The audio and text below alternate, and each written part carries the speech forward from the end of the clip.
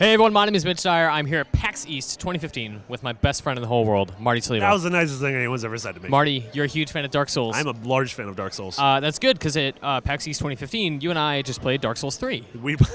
Ostensibly Dark Souls 3. It's a game called Death's Gambit, which is being published by Adult Swim Games. It's this really gorgeous 2D side-scrolling, sort of, not pixel art, but like kind of looks like it has like the Super Brothers. Yeah, Super Brothers, like Sword and Sorcery. But it is 2D Dark Souls, and I don't mean that in like a derogatory way. Or to be reductive. Or to be reductive. Like it's a ton of fun, but it's 2D Dark Souls. I want to throw the word literally out there, but it's so close to being Dark Souls. So when I was walking away, I was like, man, I really had a good time, and I really want to play more of this game, but I don't know like how I feel, because it really took a lot from Dark Souls, from the font to the fact that when you die, your souls go to a place, and when you have one life in order to go back and return them. There's sort of bonfire-esque checkpoints where that's where you can heal and level up, but at the same time, enemies respawn.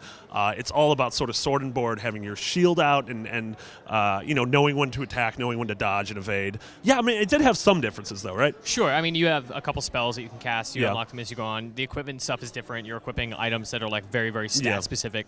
Like you have got an orb that gave you 10 extra bonus damage. Yeah, and you're much more mobile. And that plays into the boss fights really effectively too. I mean, we saw a boss fight where you had like this bridge that was teetering, and if you were on the wrong side of it, the whole thing just fell down. Yeah, it was almost like fighting. I was joking that it was like fighting Lemmy Koopa in the first castle of Super Mario World, but it was that. It was like trying to balance on this board while this giant was in the background and throwing ice that you had to destroy and make sure that everything was leveled out. It really reminds me of like a really good Super Nintendo platformer action game. Like, totally. I look at it and I'm just like, man, this is like a next generation ActRaiser, like the combat part of ActRaiser. Yeah. Very heavily inspired by Dark Souls. Totally. And you're uncomfortable by that, but at the same time, I mean, you and I, we really enjoyed it. I'm not that discomforted by it. I don't actually mind games that are kind of heavily inspired. Whether it's plagiarizing or not is debatable. Like, I like when games say, I love what they're doing, I'd like to do it in a new way. I'm going to present it in a new way. Yeah, and I was really impressed. Like, they kind of distilled the core tenets of Dark Souls, which are these big open 3D games, into a 2D, action platformer. Yeah. And, despite my discomfort, it's not that discomfort because You're already over it. I'm already over it, and I'm super stoked to play it. I kind of want to go back down there and actually beat that boss. Yeah. I don't know. The game looks really rad. It's a team of 3.